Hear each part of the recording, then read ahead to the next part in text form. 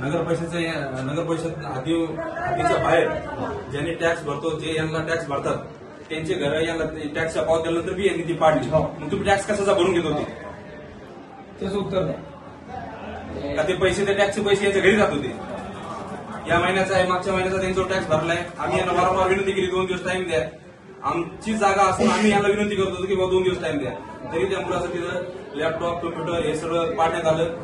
यांच्या दुकानासमोरचा, पाटीलच्या दुकानासमोरचा विषय, यांचे दुकान नाल्याच्या पलीकडे दाखवतो. तुम्हाला नाल्यापर्यंत काय दोन शब्द आहे तिथं साहेब, तुम्ही स्पॉट पंचनाम्याला आता आम्हाला तुम्ही माणसं द्या त्या जागेवर.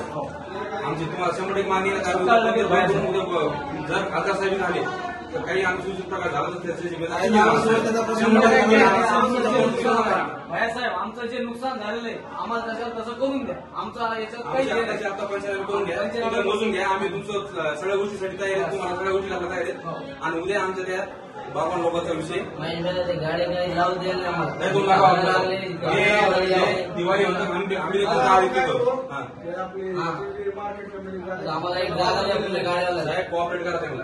मी त्यांना रस्त्यावर एखाद्या जागा लावत असले, एका साईड लावत असले त्यांना लावू द्या. हे दिवाळीचं सीझन आहे, दिवाळी झाल्यानंतर बघू आपण त्याला काय करायचं. दिवाळी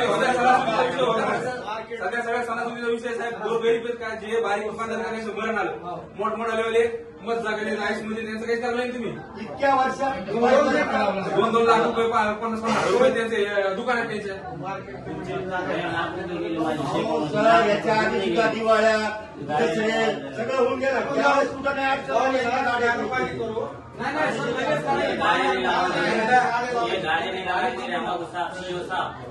ये हमने गाड़ी लगाए रोड पे, हम आपको 1 हफ्ते में 1 लाख रुपए नुकसान आने की लाख रुपए भरने की